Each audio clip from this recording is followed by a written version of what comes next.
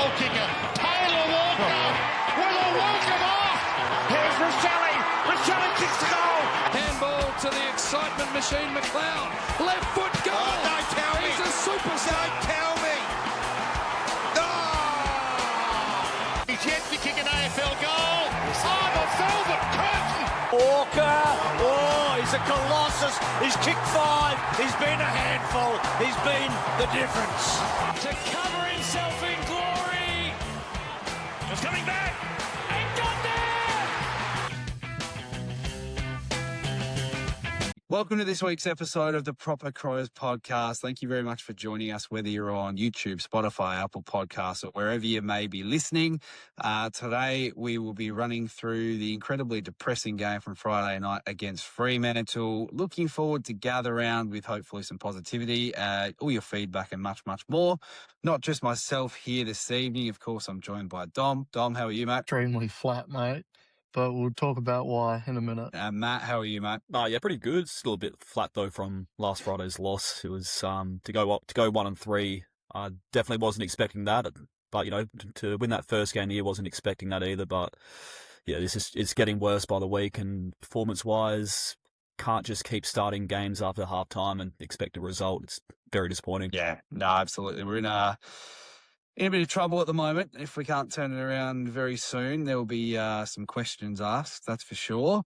So, Friday night, Dom, went down to the Dockers by 2 points. What was the final score? So it was 11-10-76 to 11-12-78. Obviously, Freo's way, as we all know. Dawson kicked 2, then Neil Bullen, Tex, Cook, Finbar Maley, Peatling, Reilly, Theo, Perry, and Zach Taylor all kicked 1, so I guess that's a positive, even spread. It's hard to be positive about this game, I think. Kind of follows a similar story of the last 3 weeks. Let them get away, play this stupid, slow build-up football, get pantsed in the middle, go behind by 4 goals, 5 goals, and then play catch-up for the rest of the game. I guess it's kind of exciting to watch, but not getting the result at the end kind of like nulls and voids it, I think. It's just frustrating. It just seems like it's a pattern, as much as I hate to admit, due to a certain individual that will no doubt listen to this. Frustrating is the least of it. I think it's hard to be positive at the moment. Like, it's not, but it is. We're not playing bad football. Honestly, no, that's a lie. We are. But we have shown repeatedly that we come back into games as soon as we can make the adjustment. It's frustrating that every start to the game at the moment is just the same story. So Yeah, no, exactly right. And like you say, it is a pattern. There's no other way to put it. You start slowly, then you spend all your petrol tickets to get back into it. You let your opposition kick away in the end, and you just lose the game in a tight one. It's a pattern. 3 weeks in a row now, we've done the exact same thing, and there's just no sign of fixing it, unfortunately. Let's go to the ins and outs for this week, because it all started on Thursday night with the ins and outs. So we had Dawson, Walker, and Ball Ace come in, and yes, I'm leaving one out on purpose because we're going to touch on him in a second.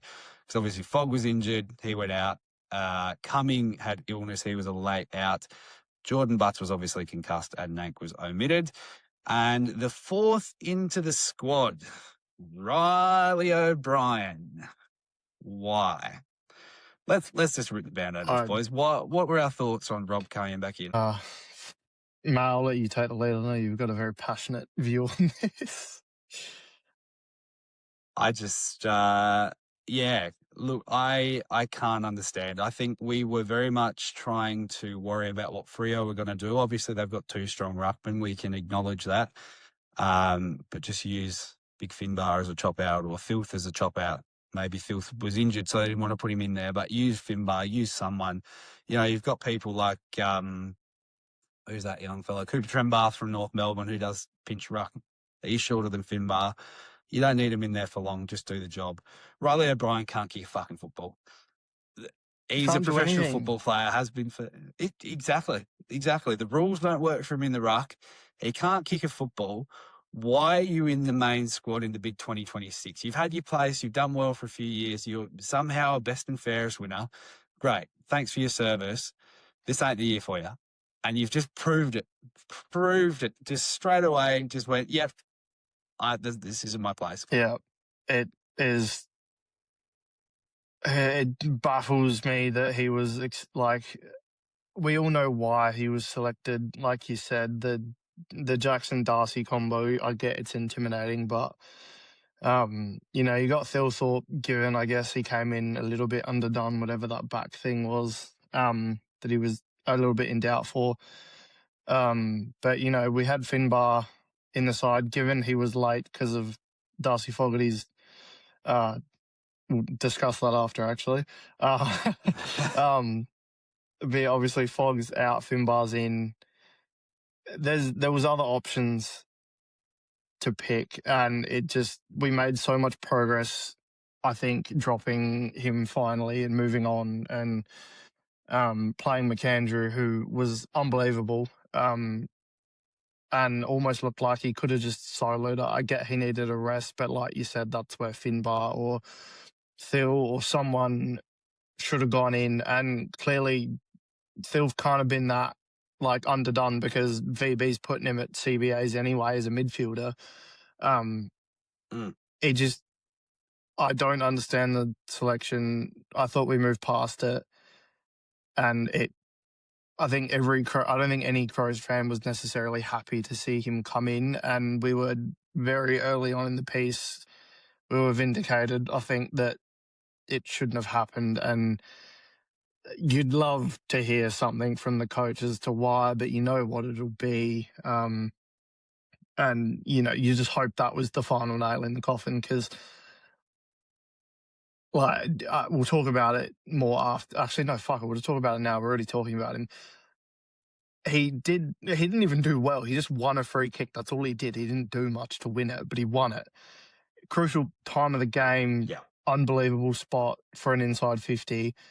And somehow a seasoned AFL player, best fairest winner, somehow kicks it into the man on the mark and they rebound and kick a goal. And it sums up his entire last 4 seasons, sums up our season really at the moment. If he plays again this week, genuine fears that the crowd will boo him. And, you know, he's been a great servant. He got us through some very, very lean years. And just, come on, mate, don't tarnish your reputation anymore. Like, given he got dragged and stuff, which is a good thing, but Jesus, man. It was grim viewing. It was rough as soon as I saw the selection. I think everyone's heart dropped a little bit. I don't understand it. I don't understand a lot of the things this football club does, to be fair, based on one of the other ends that we'll discuss in a minute. But, yeah, I don't. Yeah. Who knows? Nah, indeed. I think the thing with the kick that I just don't understand is you're up by less than a goal with, 7 or 8 minutes left. You've won a free kick, so all of your players are around the stoppage. Go back, take your time, and just put it in long. You know, we talk about dump kicks a lot and how shit dump kicks are. I'm okay with a dump kick in that situation. And when you're Reilly O'Brien, don't try and kick on the 45 and just, you know, lace someone out in the pocket because you're not going to hit it. I don't know, especially like a low bullet, like into the pocket. Like, oh my God, man. There's a time and a place for a dump kick, and that was one of them. Even then, like, if you're not going to back yourself to make the kick, wait for a handball receive, anything. Like, he rushed it, and, you know, we saw what happened. Like you said, dump kick would have been perfect. Just then, at least we would have had time to set up behind the ball because everyone was expecting an inside 50. And you can't, you should still have a little bit of defensive structure, but we were clearly in go mode. Like, we were trying to win the game. And just some football brain sense, IQ, anything in that situation would have been handy. But for a very intelligent man, he's got the worst footy IQ I've ever seen, and it was on show there. It's one of the worst. And as one well of the as worst. that, Yeah, it's one of the worst mistakes I've seen. I didn't actually see it in real time because I remember when the free kick was given, I was sending a message. Next thing you know, you hear a big groan across the crowd, and literally 5 seconds later, ball's inside Fremantle's forward 50, and lo and behold, they've hit the front, and they don't give up the lead after that. So it's cost us a very important win. We kicked 7 goals in a row, and you're just thinking how, like, the Bulldogs game, you sort of don't go through deja vu or anything, but you're thinking that there's no way we can possibly lose from kicking 7 goals in a row. The crowd is going mental.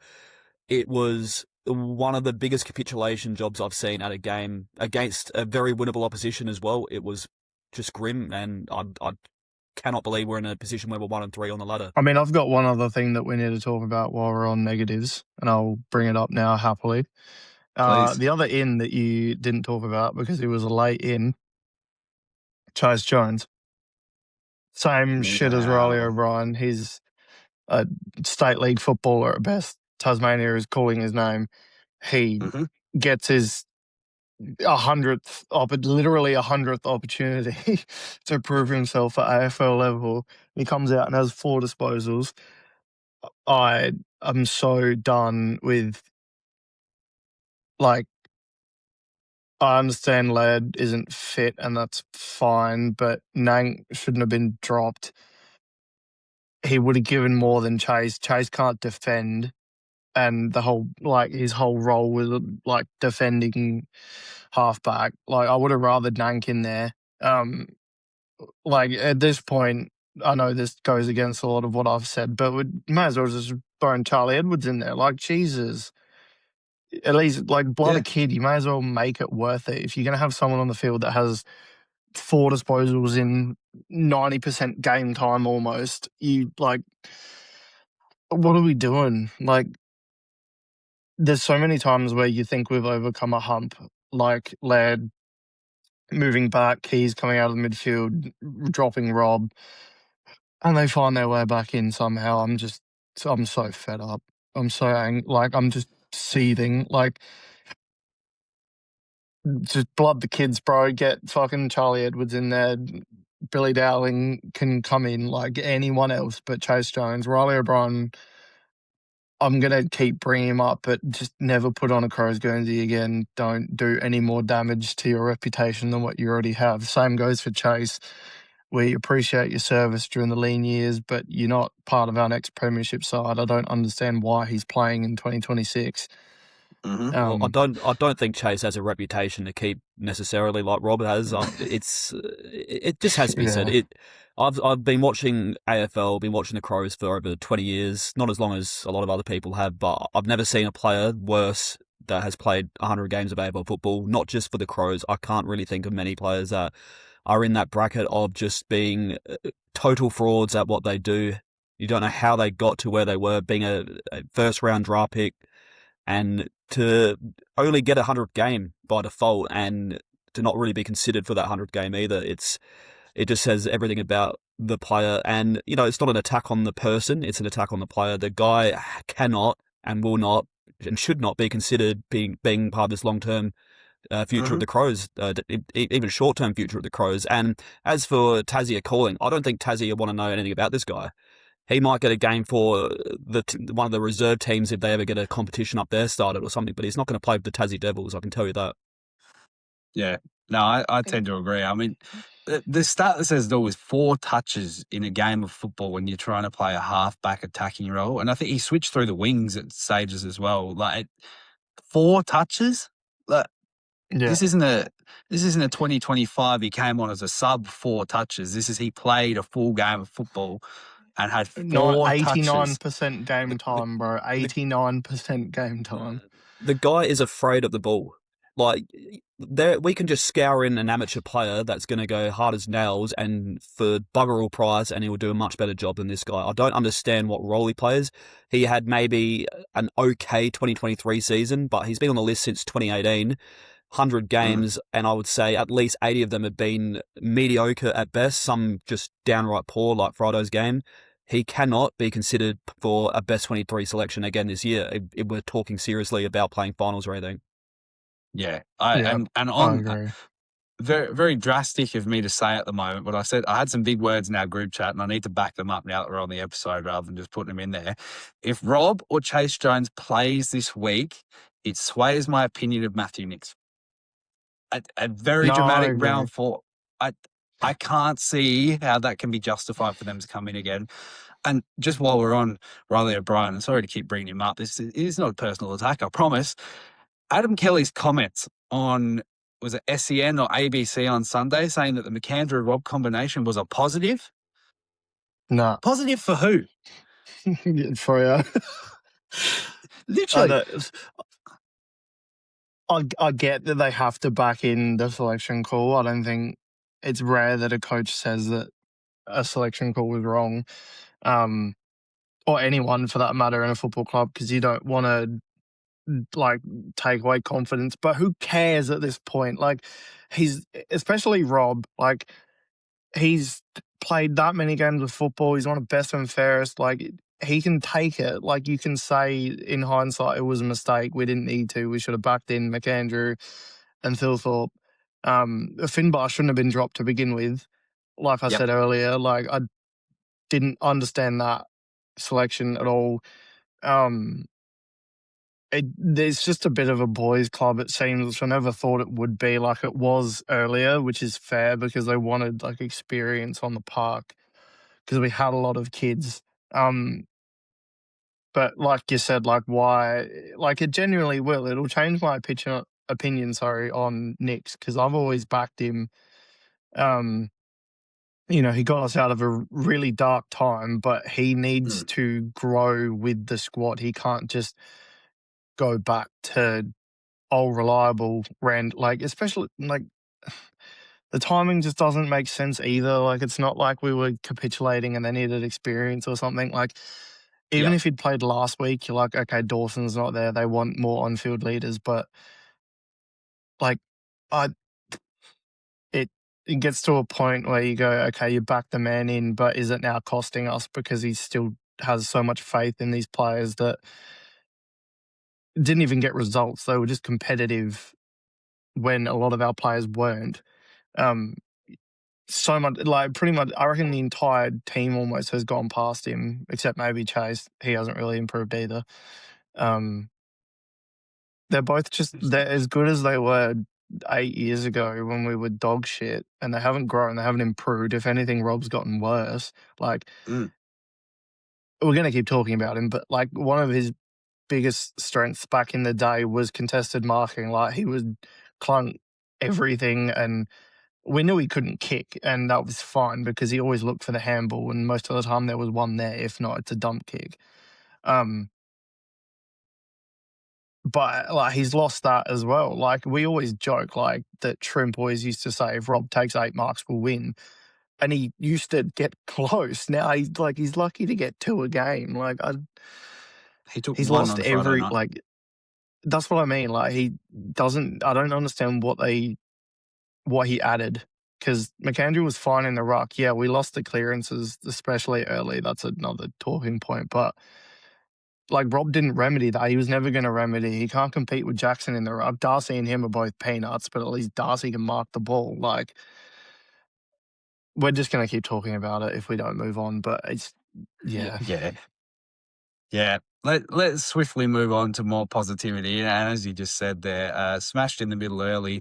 We lost the first 10 clearances of the game. 10. I think Yeah. we're minus 40 in possessions at quarter time, minus 5 in another. Basically, every key stat that you could think of coming out of the middle at quarter time, we were smashed. We didn't get off the bus. We didn't leave the hotel room. We didn't fucking leave the house. We didn't wake up. We weren't there. We just weren't there for the first quarter. And Andy Brayshaw and Caleb Sarong tore us to shreds for the whole first quarter. Yeah. And it's the same shit we always talk about. We started so slow. Nick's always says he, like, in his press conference, he did the same, like, where, like, he said some bullshit about how he knows it's happening and that they're looking for the answer and they've found it and it's clear, but executing it's a different thing. It's like, yeah. No, it's not. Just don't lie. Just say, yeah, we've been jumped again. Like, we're working on it. Don't sell this belief or like whatever it is to the fans that you know what the issue is, because you clearly don't. Like, you're not doing anything to fix it. We've started the same way every game with getting bullied out of the middle. Our D6 stands up as always because we've got, I think, probably the best one-on-one defense in the comp.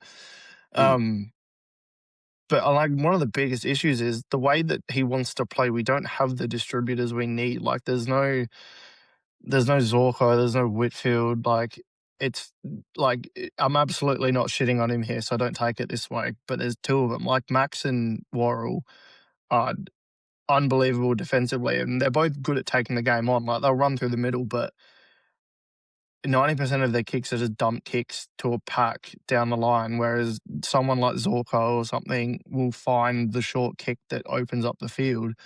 And we don't have that, and we're still trying to play that way, and it doesn't work. And then lo and behold, halfway through the third quarter or half time, it's like a switch flips and he goes, okay, this isn't working. Let's go to plan B. And plan B always works. Just use plan B from the start. Like, Yeah. we look so much better. And I hate, because I know that Dosey's going to be in my ear about this, but he had a point in that every time we move the ball fast, we look good, because that's how the game is played these days. And we're good at it. We just don't do it. And I don't understand why. Like, we're talking about Knicks again, but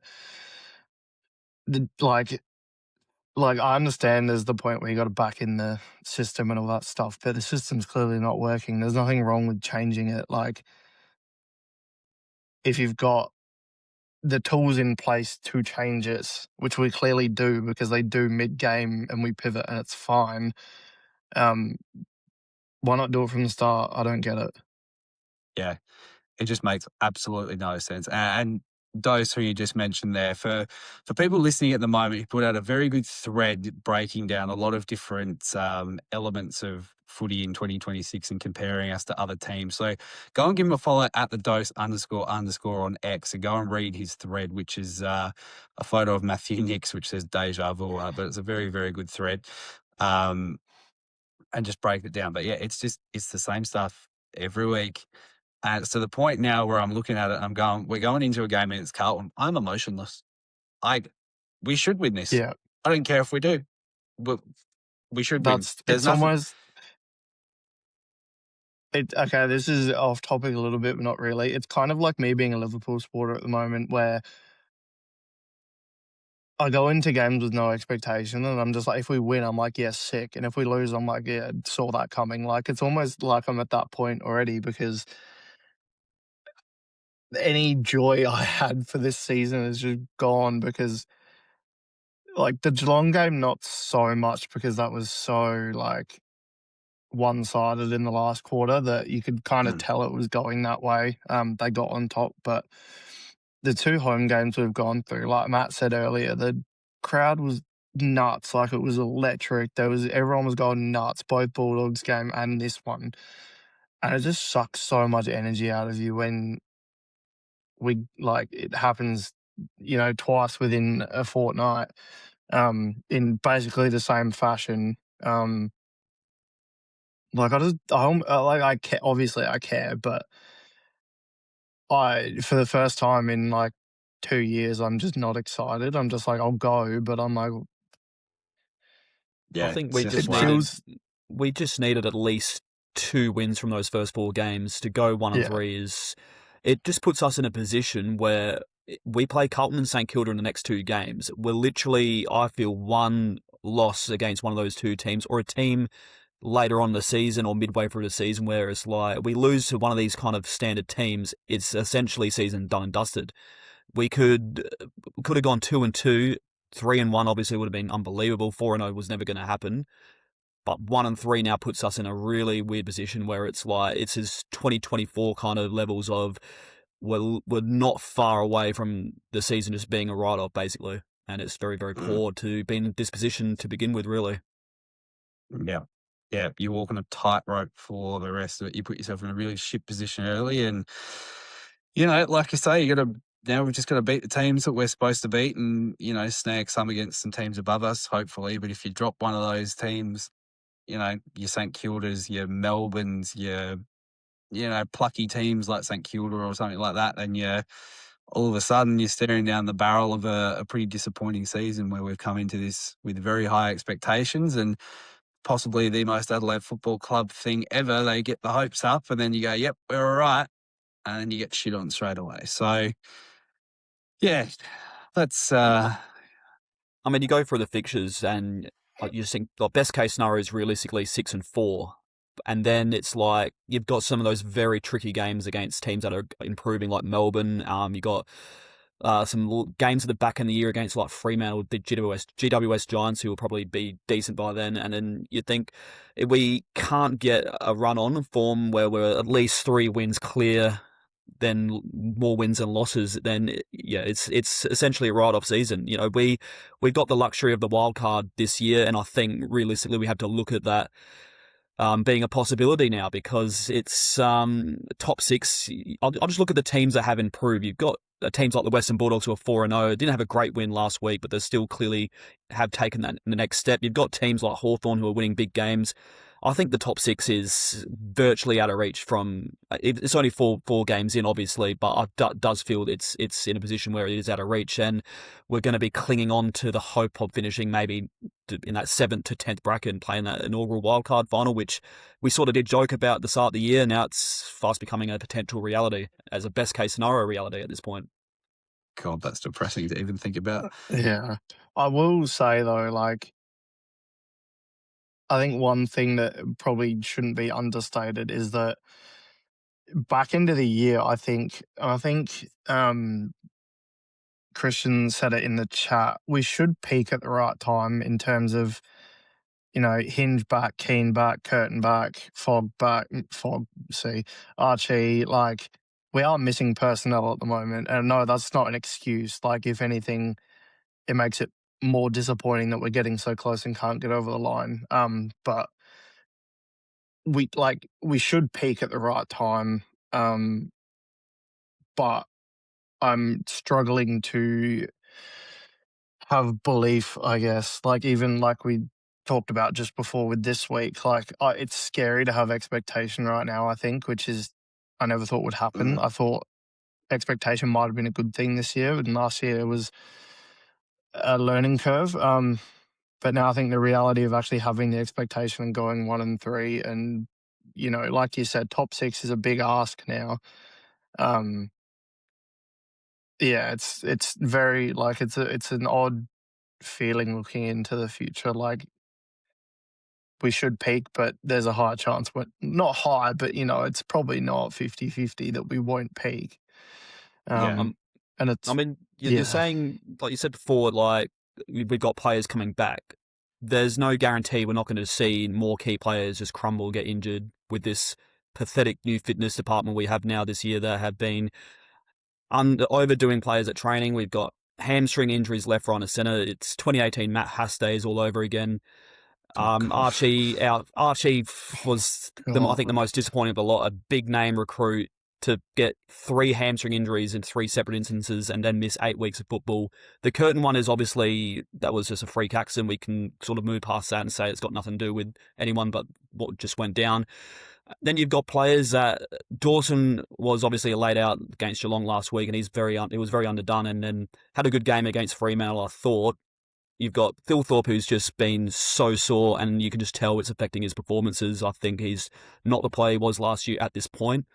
And then last and not least, the biggest disappointment of recent time, and I'll take it away with this week's proper crap, Darcy Fogarty. What on earth are you doing playing a game of golf when you're not even 100, not even 70, 80%? You got to be at least 90% to be considered for selection in this day and age, and to go out and do your back end playing golf and then rocking up and get training and just on the flat on the floor. It's just so unbelievably tiresome to see important players, important roles just dropping like flies out after 4 games. And who do we blame here? I'm going to put point fingers towards this new fitness department. Ian McLeod, I'm sorry, you're not Darren Burgess. You're not Darren Burgess's arsehole, mate. Get the fuck out of my club. Plain and simple, mate. He's not had a good start, to say the very least. It's a long injury list, a long list of niggles. It's a long list of disappointment, really, to start with. And let's hope he can turn it around. While we're talking about fitness stuff, there's something else I want to discuss that I think all the people have probably thought about. Jake Sligo had an incredibly interrupted preseason. He had a heart condition. He had a heart murmur. He had a heart surgery like 3 weeks before the season started. Why is he on the field? There is it's nothing against him personally. You two both know that I love him. I think he's a gun. I've got 2 Guernseys with his number on him. But he shouldn't be out there. He's clearly not No. 100%.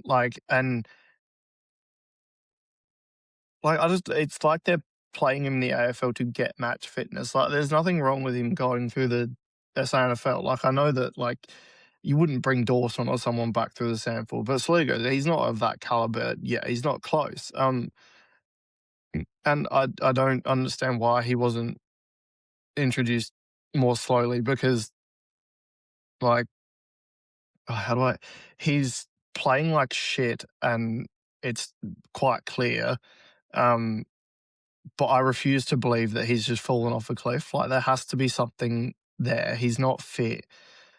He can't be fit, because he can't go from how he was playing last year to, given he had to lean back half of the year, but we don't know how long this has been a thing for. And I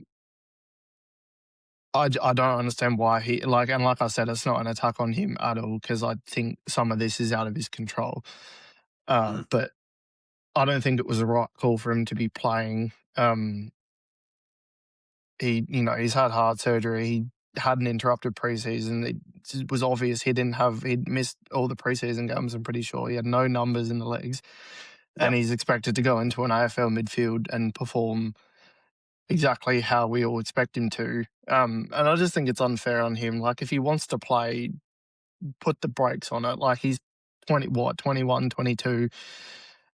At some point, someone's got to step in and be relax, mate. There's plenty of footy ahead. Just park it. Go back to the sample, do a 4-week preseason block, play a sample, come in when you fit. I could be talking out my ass here. Obviously, we don't actually know what's going on properly. He genuinely might have just fallen off a cliff. But no, I think he's fallen off. Since that showdown medal last year, was an unbelievable game, that one. But since then, he has fallen off a cliff. His performances have not been up to scratch. Obviously, the heart conditions this year have affected his performances. But yeah, he's not alone in that aspect. You got look at other key players. Isaac Rankin has just fallen off a cliff this year. I think mentally he hasn't recovered from what went down last year. I think he's still very rusty, obviously. Disrupted preseason and looked like he was, I think, missed about 3 weeks with a hamstring strain. So there's just a stack of players that are just underperforming, important players. And yeah, Saligo, I think, is definitely probably does need about 2 or 3 weeks, maybe potentially in the 2s. Probably won't go that far. Just you'd like to know what really is going on. Is it the heart issue causing him? Is it just a lack of form? Bit of both. Yeah, there is. I do agree. He probably shouldn't be in that team at the moment. But then again, who does come in? We don't really have that many like-for-like changes in that aspect. I'll take you back to Adam Kelly, just real quick. I'll take you back to Adam Kelly from his quote on ABC Sport. It's important Jake Saligo continues to get game time to build his capacity. That's a direct quote from his interview on Sunday. But if he's not playing well, he shouldn't be in the team if he's not playing well. This whole building capacity thing, what gain are you getting from? What gain is the supporters, the team, anyone getting if you're playing underdone players in a game, in important games against very good opposition? I mean, these next 2 games, Carlton and St Kilda, nowhere near as quality as teams like Geelong and the Bulldogs. So it's going to see, we'll get an opportunity to see just how exactly where these players are at and whether or not they do deserve a spell or not. I just think it's unfair on the players as well. Rankin, not so much. His was kind of, self-imposed. But like on Sligo, again, even if he is down in form, there's nothing wrong with playing him in the sandful. Like, if anything, it's better for his confidence to, like, I know you said, like, just then Adam Kelly said he's basically gaining match fitness in the AFL. Play him in the sandful, let him get back into form. Like, surely he's going to feel better coming back into an AFL midfield, coming off, 30 and a goal in the sandful after 3 weeks versus like 12 touches in the AFL. Like, Yep. I just don't. And again, like, it shouldn't, with players like him, he's young enough that it shouldn't matter if he is just out of form. Like, there's no shame in dropping him. Like, look what it did last year. Or was it last year where he wasn't in the team round 1 and 2? He plays in the sandful, tears up, comes in, and then he playing like a house on fire for 10 weeks. Like, Yeah. there's nothing wrong with it. I don't get, and again, it probably ties into the boys club thing a bit. I choose to not believe it with him, but yeah, and like Rankin, you said he's underperforming. That I can't really defend. He's just in bad form. You're not going to drop him to the sample, but No. yeah, it seems like a Yeah. I think Rankin, overall has been one of the most disappointing ones this year for me. Kicked the amazing goal against the Bulldogs, but other than that, very rusty that game, first game back. The Geelong game was the worst of the worst. I don't think he had more than 5 disposals. He kicked a goal, but he was just nowhere to be found in that game. In an important game like that, it wasn't the type of Rankin performances we've been used to the last few years. And then the Freo game, all I can really remember him doing was just running 50 metres flat out and then butchering a chance at winning, at kicking a goal. So yeah, he's had his moments. You still there's Isaac, and we can still enjoy moments like that. But he's not playing well at all. 4-quarter games, not even 2 or 3-quarter games. It's just moments here and there. And I do wonder how much the back end of last year has affected him mentally. A lot of players, they go through so much shit and then they never come back the same player. I sort of compare it in a way to Andrew Gaff at West Coast, who he was one of the best players in the league, smacks Brayshaw in the jaw, comes back the year after, he was never the same. And it's all a mental thing, I think. When there's such a media pile on a player that just goes out and loves playing football, right or wrong, whatever your opinion is, it has an effect, and I think that is ultimately causing him to decline the way he has this year. Yeah. No, I 100% agree. What we'll do now, we'll move on to the Facebook comments for this one because we've spoken negativity for about half an hour now. So if you're still listening, thanks for sticking with us. You've done well to get through it. Proper doomers. yeah. So yeah, full-time post at Proper Growth Pod on Facebook, Twitter, Instagram, you know the deal, TikTok, wherever you may find us. Go and give us a like or a follow. Daniel, with a bit more of a positive outlook, and said, apart from the second quarter, it was a good game for us. Reality is we gave them a 5-goal lead. Home crowd can't claw that back alone. I think it's generous to say that only the second quarter was bad, but that's all good. Yeah.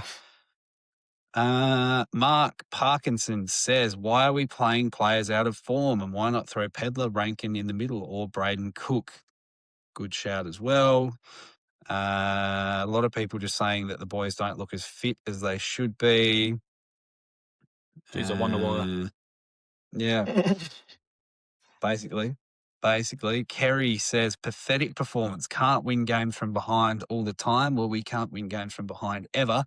Halfway through the third quarter, when we were about still 25 points down, I can't remember if it was you, Dom, or if it was Dill that I said it to. I said, we're going to get in front in this game. We're going to lose. Because you could see it coming, couldn't said you? it to me. Yeah. I just knew. I knew when we were 6 goals down, I was messing away on the show. I said, I don't even feel like we're at the game yet. And it's just, I mean, no thrashing nicks. It's either you come back and lose, or you lose by maybe 4 or 5 goals. But it's become just so accustomed. Like every loss we've had in the last 3 years in particular, just been tight 1, 2, 3 goal losses at most. And yeah, this whole trailing by 5, 6 goals thing has to stop. And you look, but then again, on the plus side, Carlton, every game this year, they've been 5 or 6 goals up and lost. So maybe it wouldn't be a bad thing this week. But then again, that would be next level. It would be next level embarrassing to be in a predicament like that to begin with. Yeah. Yeah. Nah, 100%. All right, next up, let's go to the votes. And these aren't going to be an easy 3 votes to lock in. There's probably a pretty consistent 3-voter, but we'll see how we go. Dom, who gets your 1 this week, mate? I'll give it to Rash purely on he was probably one of the better midfielders. Didn't have the same impact he had against Geelong, but he's one of the only players out there that looks like he's trying the entire time. He never gives up.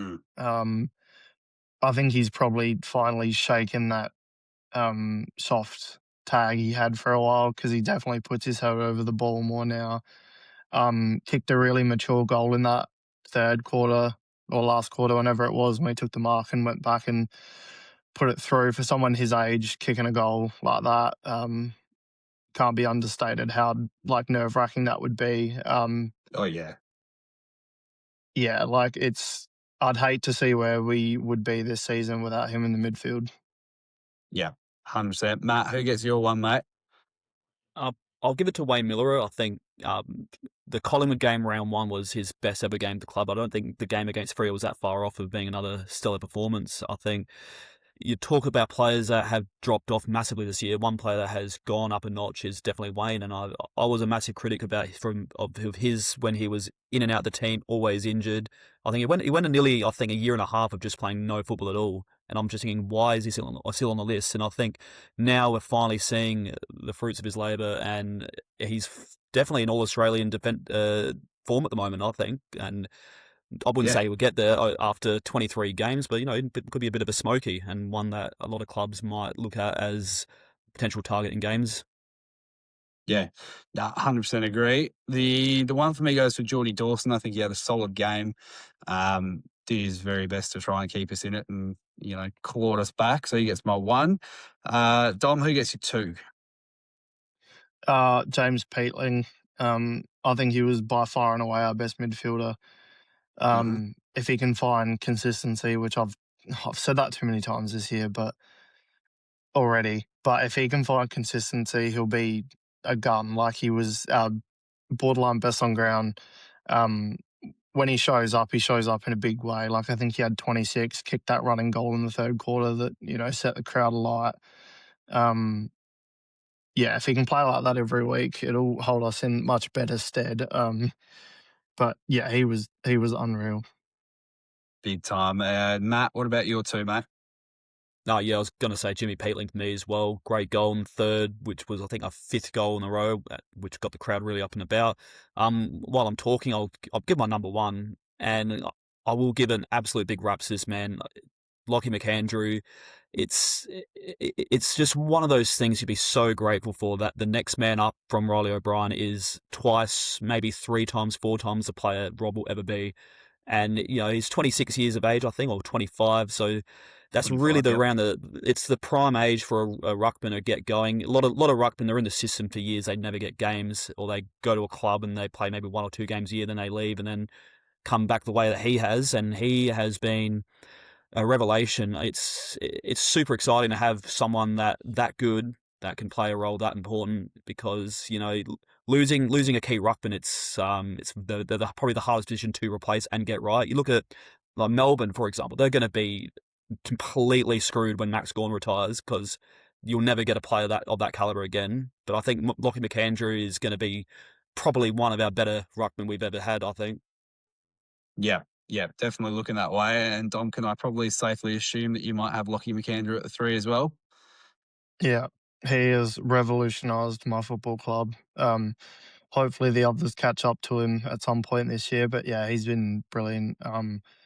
Shout out to me for having him R2 in fantasy as well. That has well and truly paid dividends, because you're not alone there. He's definitely gone hard for fantasy as well, which is nice. It's a bit of a win-win at the moment for Crows fans and fantasy players alike. Yeah. Unlike another ruckman in fantasy, who I could not care less if it's a 6-week injury. I'd be happy if it's a 16-week injury. I'm not going to name names, but plays for a team that starts with a W and ends with an S. So it's either West Coast or another team. It's not West Coast. And it's not West Coast. Yeah. Anyway, let's move on. Nah, 100%. We will jump on to the news for this week. We had some injury news today. Let me start with the positive, although I probably don't want to see him come straight back into the team. Rory Laird will be available for selection this week. And let's see what Matthew Nicks does with that. Very true. Upgrade on Hugh Bond, upgrade on Chase Jones, and I mean, what can you say? He's 32 this year, so it's at the end of his career, similar to Brodie Smith last year. He'll play probably 10 to 15 games this year, and then the club will have to make a decision whether he is part of the long-term plans like they have with a lot of other defenders. We all know my thoughts on Rory Laird, so I won't go too deep into that one. And the other bit of news that we got out of today, injury-wise, is Darcy Fogarty will not play this week. He has been ruled out. Enjoyed himself a nice game of golf down at the Glenelg Golf Course. 2 days before the game, and turned up to training the next day with a sore back. Club assures people that it's got nothing to do with the golf, though. Promised me, please, bro, believe me. The whole scenario is just totally embarrassing. The whole scenario, the club saying it's got nothing to do with the golf situation. And Darcy Fogarty alone, I think he deserved to be dropped after the Geelong game. I think the injury is probably a blessing to make him look less bad than he is. I've had a gutful personally. I've been a massive fan of the three-headed monster last year. Worked a treat for the first 15 or so games, and it's just becoming such a recurrence with this guy. He will play amazing for about 10 weeks in a row. He'll kick 3-4 goals, sometimes even 5 or 6, and then just go missing for the rest of the year, and then start the next year shit. Every year is the same with this guy. He's not a full season player, and Finbar Maley, I think, he's going to have to be his life for life replacement, because he has a much better work ethic. He's not quite the same forward he is. He probably won't score as many goals, but he deserves to be in that team much more than Darcy does. Yep. No, I strongly agree. Strongly agree. We know Darcy's best is very good, but yeah, the gaps between and the lack of ability to consistently provide that is, it's why we're standing here at the moment talking about him not being good enough. You look at the players. You look at players like your Texas that they couldn't defend in the early years. They added so much layers to their game. He added so much layers to his game. Riley Thilthorpe constantly adding layers to his game. Hasn't had the best year so far, but he's still one of the best, if not the best, full forward in the AFL. Darcy Fogarty, what layers has he added to his game in his whole time being there? He's debuted in 2018. He was in and out the team for the first 3 years. Sort of cemented his spot, I think, by 2023. Since he cemented his spot in the team, it's just been more of the same. And you can just, every year is just rinse and repeat. It's great for a few months and then just awful for the next few months. There's no in between. I've had, as I said at the start, I've had a gutful, get rid of him and find someone else, because goal scorers are not easy to find, but we've got to look elsewhere now at this point. And I will say he's contracted for another 3 years, I believe, which is going to be, I mean, Kane Corns was spot on with the whole long-term contract signings, and this guy is no exception. Yep. No, that's fair. That's very, very fair. Be interesting to see when he comes back from this injury, because that vision for training didn't look great. He wasn't in a great deal of comfort. Next up on the run sheet, we will go to the SANFL, where we went down to Woodville West Torrens on Thursday night, 10-7-67 to 12-12-84. The scoreboard flutters us a little bit here. I headed down to Woodville Oval to give this one a watch, and we were battered for the first 3 quarters, and then kicked 5 or 6 goals in a row to bring it back. We got within a goal at one stage, and looked like we were going to run all over the top, but then the Eagles just kicked away in the last probably 10 or so minutes just to put it away. Billy Dowling had himself a game. He kicked 2 goals and had 31 disposals. He was electric through the middle, was getting clearances inside 50s, was doing it all. So if he doesn't play this week, I don't know what he needs to do to earn a spot.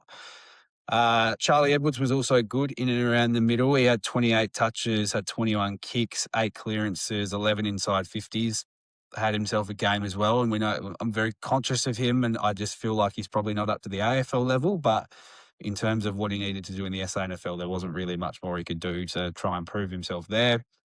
Mitch Hinge played a limited game, 15 touches off the half-back line in a game that was probably not really suited to him that well, to be perfectly honest.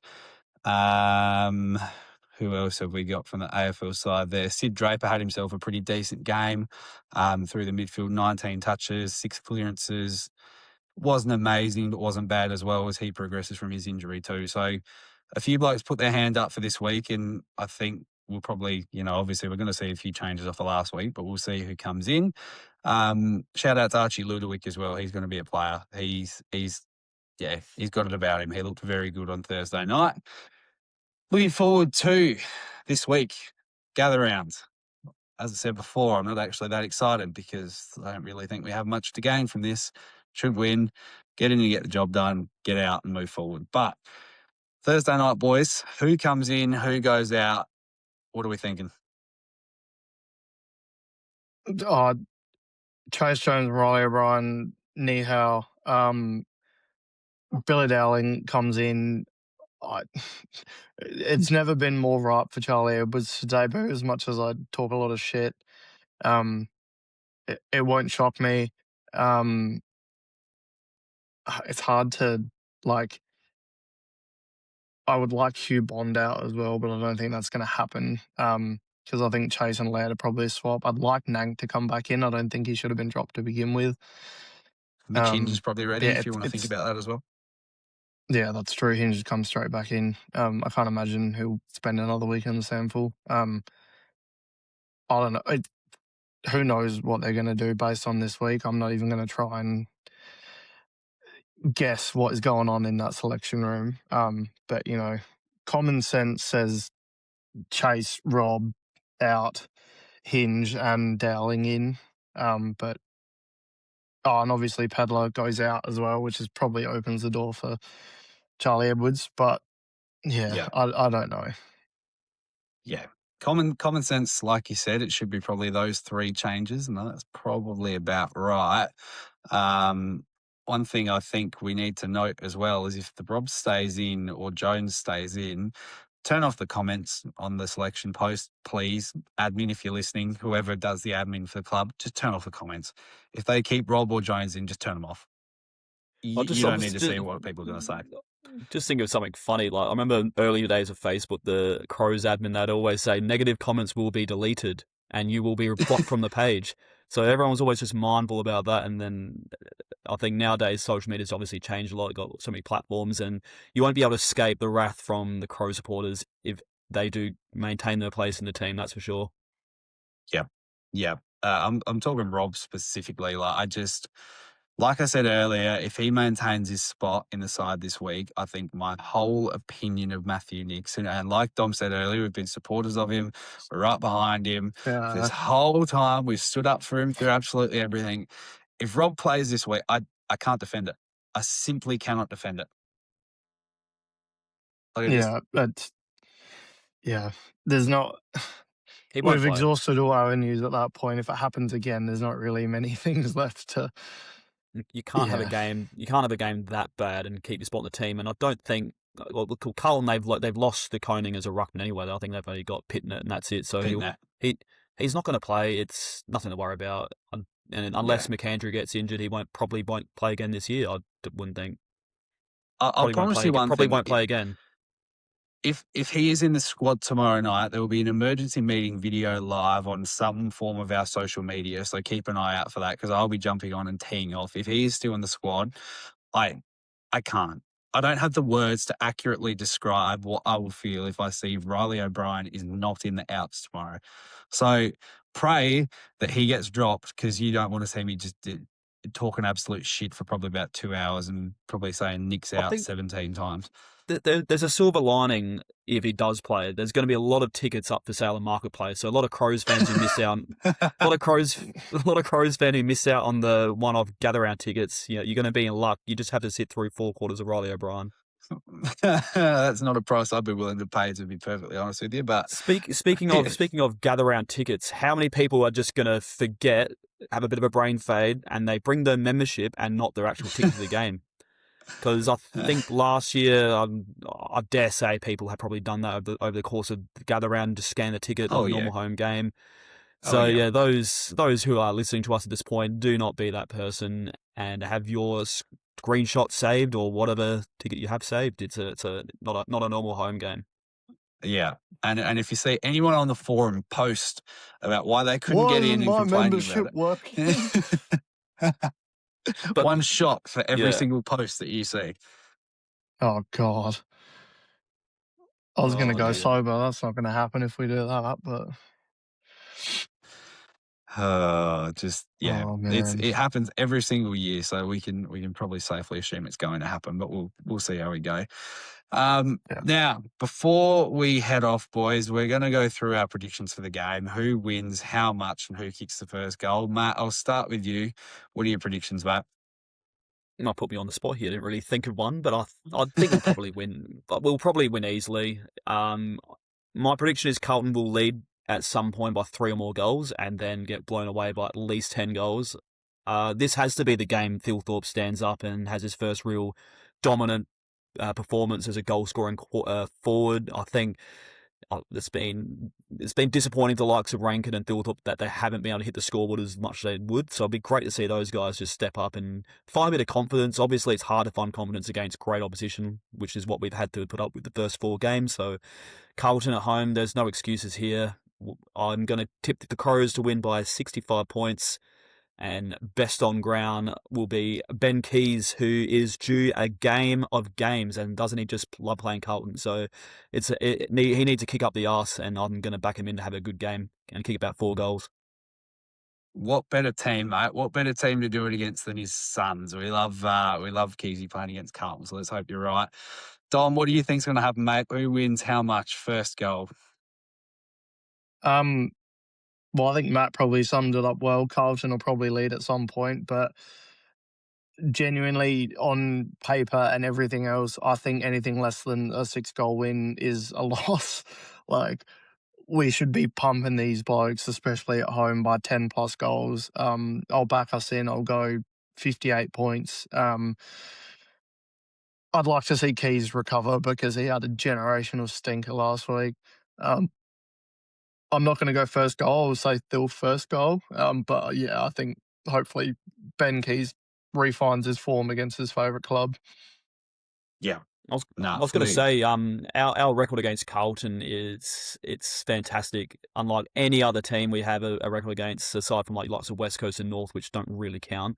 But Carlton, they've had final seasons and we've been able to beat them in years we haven't played finals. So with a good team we have now and a very poor Carlton side who are not playing for the coach, who's under enormous pressure, don't know how he's still there, I think we will blow them away, as I said before. So, yeah, we've won 4 in a row against Carlton. We haven't lost them since May 2022, to be precise. So, yes, it should continue, I'd imagine. Fun fact, we are 1-0 against Carlton in Gather Round on Thursday night. Proper omen. Make sure you post that. 100. Yeah. I don't think we'll be doing proper omens again this year, unless I can work out something magical in my head like the round 1 omens. But the Eastern omens are dead, so there's one gone. So yeah, it's 100% winning record against Carlton and on Thursday night gather round. So that's something to get excited about. Simply don't lose this fixture. Yep. For me, yeah, Crows win by, like you say, we should be winning this by 10 goals, realistically. I'm going to say by 45 points. And, yeah, I like the call of Phil to kick the first goal. So, fingers crossed that happens, because if we come here next week and we're talking about a loss or a close win, I'm not going to be happy. It's going to be... I'll be handing in my resignation as a member of this podcast if we lose a Carlton. We will shut the pod down. Nobody... Yeah. After a generational this could be our last recording. Yeah, this next week if we lose to Carlton, there'll be a proper live of me jumping off the fucking bridge into the Torrens if we lose. So yeah. We will be going on a proper hiatus if we lose to Carlton, because I wouldn't be able to muster up any energy at all to talk football again for the next 12 months. That's for sure. Genuinely, yeah. But it's completely fine, because that's not going to happen. We're going to be coming here talking about a 10-goal win next week. Sunshine and roses, always happy. So see how we go. See how we go. Pray to God that we win on Thursday night, because I can't deal with it. I can't deal with it. If we lose on Thursday, it'd be all hope and happiness gone. But anyway, if you're listening along, give us a follow at Proper Crows Pod on Facebook, Twitter, Instagram, TikTok, YouTube, all of the good things.